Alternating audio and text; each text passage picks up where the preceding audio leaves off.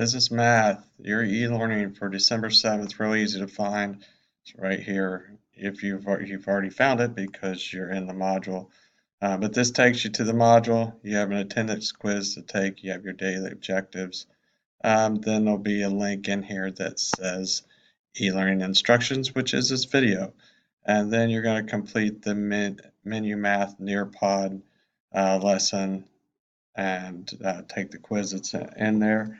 And then also just to remind you that Monday is our first day of our food truck wars, so make sure you bring everything Monday and are ready to go so we can have the best day possible and have fun with it.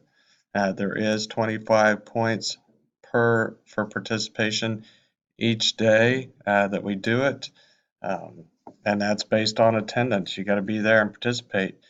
There is no makeup for it because that's the day. It's like going to work. If you don't go to work that day, you don't get paid. So that is your payment for being there is 25 points each day. It's an easy 50 points.